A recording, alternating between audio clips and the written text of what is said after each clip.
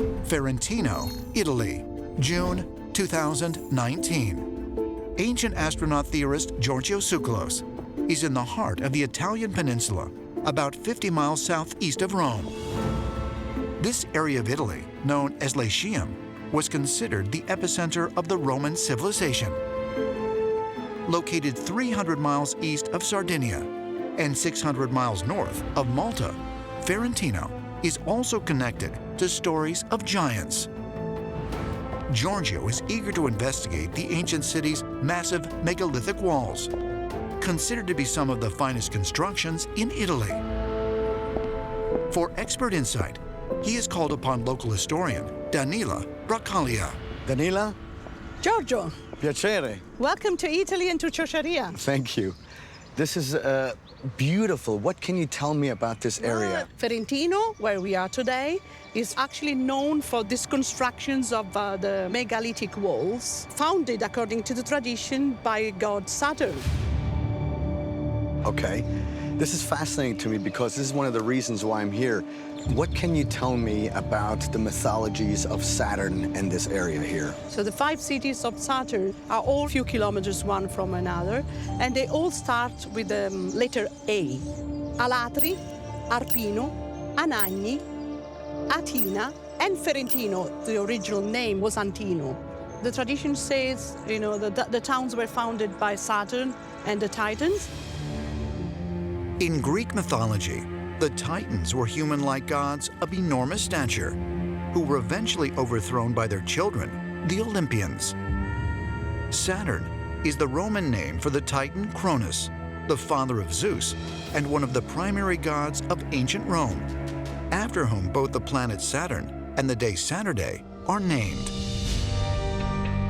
The ancient Romans wrote that Saturn once reigned as an earthly king alongside Janus, during a golden age when the gods walked among humans.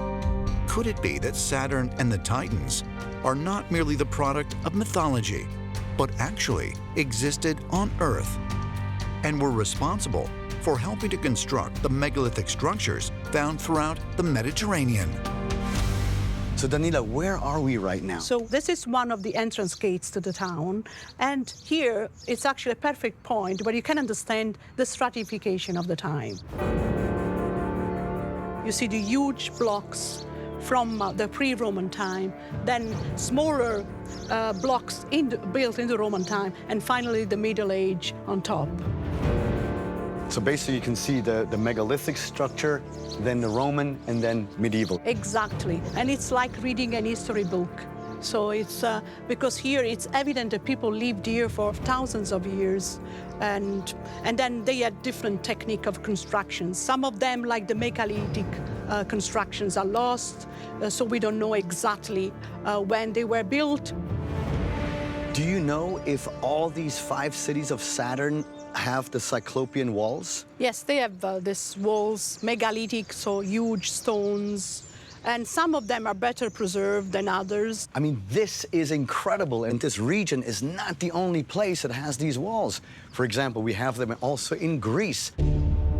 What's even more fascinating is that we have similar walls on the other side of the world in Sacsayhuaman, Peru. So from completely opposite sides of the planet, we have similar, if not identical, construction styles. According to the ancient astronaut theory, Saturn was one of the founding gods of civilization on Earth. So the idea that this may have had something to do with an extraterrestrial visit, to me, is fascinating.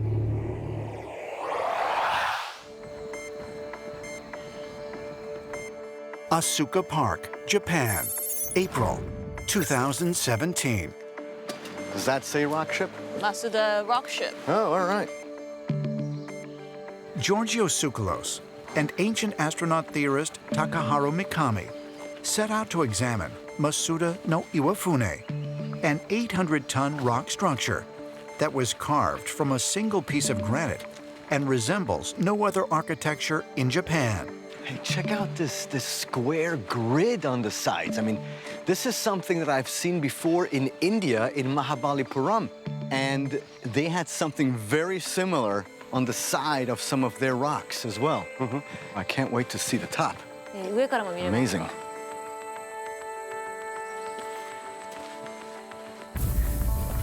Oh, man. Whoa. Wow, That is... I mean, I've never seen anything like it. While some researchers believe the Masuda-no-Iwafune megalith is a tomb, others claim it is meant to depict the skyboats that are described in ancient Japanese stories. So the idea is that this was the entrance to a Buddhist temple. What do they mean by that? Inside, I mean, where? It would actually predate Buddhism in Japan, so it wouldn't have anything to do with Buddhist temples. Right. So what is the actual translation of Masuda-no-Iwafune? マスダっていうのはもう地名ですね。 Masuda is the name of a region, and Iwafune literally means stone ship or a rock ship. Okay.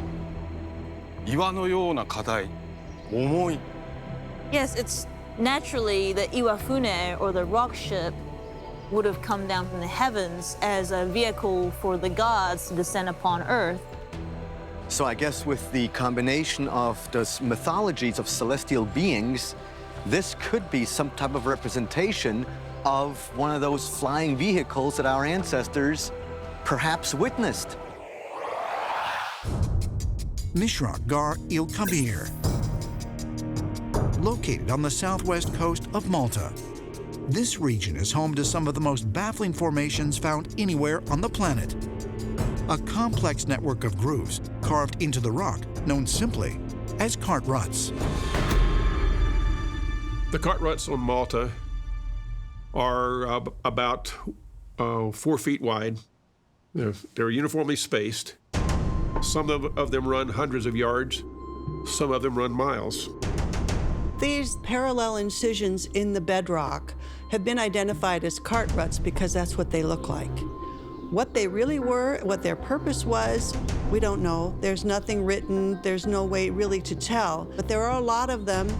In some places, they are so crisscrossed and complex that the area has been called Clapham Junction after the train station in London.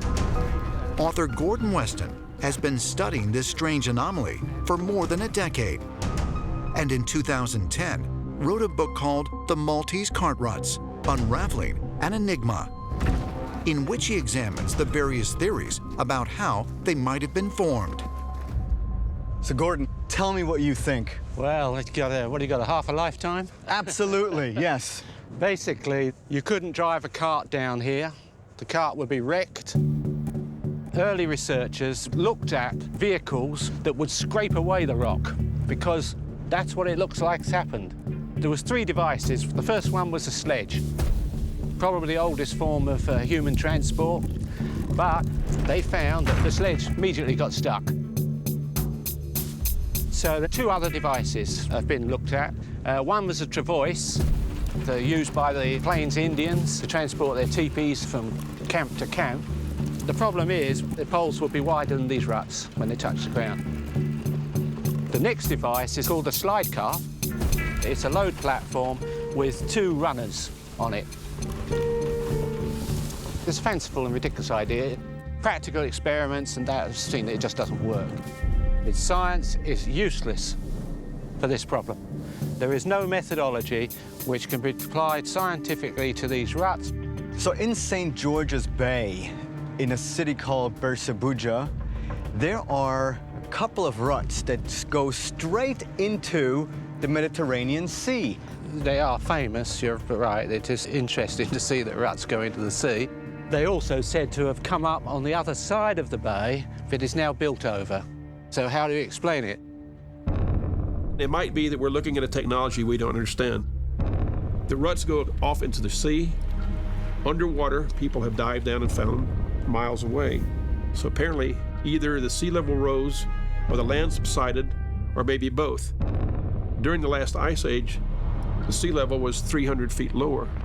So it could have been that 10,000, 15,000 years ago, the islands were inhabited by people who used these so-called cart ruts to transport stones across the island.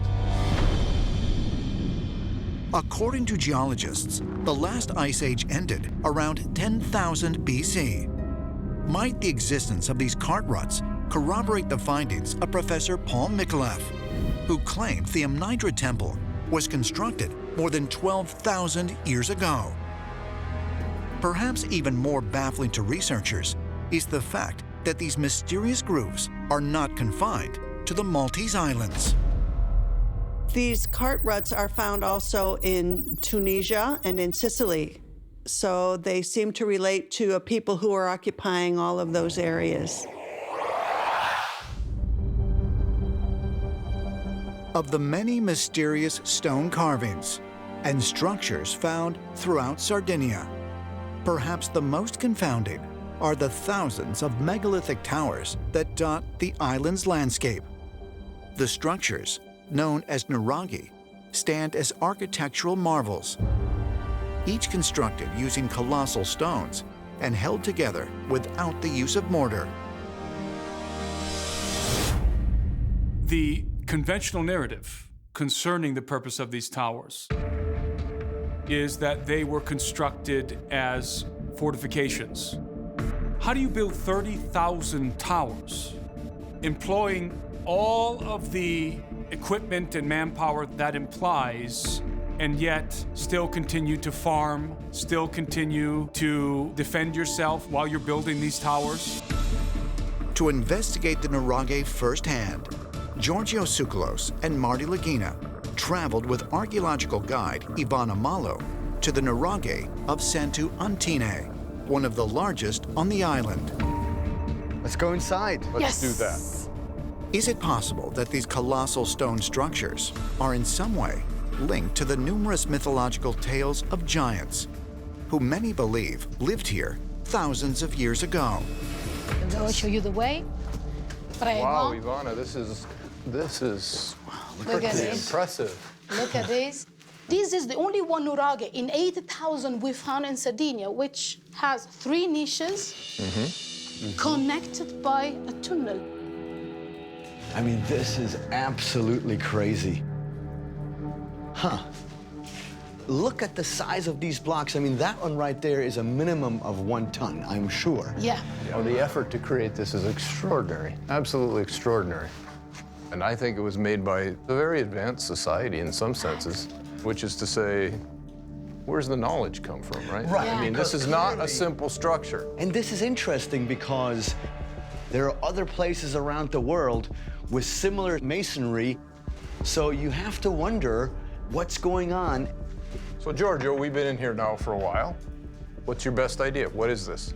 Well, some have suggested that these places here are in correspondence to some constellations, such as the Pleiades. According to the work of Italian author and archaeologist Augusto Mulas, the constellation known as the Pleiades has played an important role in religious rituals for thousands of years, particularly in ancient Babylon. He also observed that when viewed from the air, the Nuraghe at Santu Antine was one of 7 that, when looked at together, precisely matched the configuration of the stars of the Pleiades. But why? Could it be connected in some way to the ancient Babylonian stories of the Anunnaki, the winged giants, who, as depicted in numerous ancient carvings, suggest an eerie connection to the so-called Watchers referenced in the Bible? According to ancient astronaut theorists, the answer is a profound yes. But they also cite numerous other connections between ancient civilizations and the Pleiades constellation. The Pleiades are a very special star group to numerous ancient cultures, including the Maya and the Cherokee and others, who believed that it was a place from whence our creators originated, that in fact beings have been coming and going from the Pleiades for millennia. But you have to wonder, with this connection in Sardinia, perhaps the inhabitants of Sardinia were actually in contact with beings from the Pleiades. I think it's really fascinating that these Nuraghes are actually representations of a certain section in the night sky. And so, you know, maybe that was the calling card by the extraterrestrials in order to show where they came from. A sort of map. Exactly. Here it is, surviving after 3,000 years. Are any of the buildings we're creating today going to last that long? Oh, that's a great question. I doubt it. All of these structures were built in a megalithic style for a future generation that would understand the discrepancy in logic.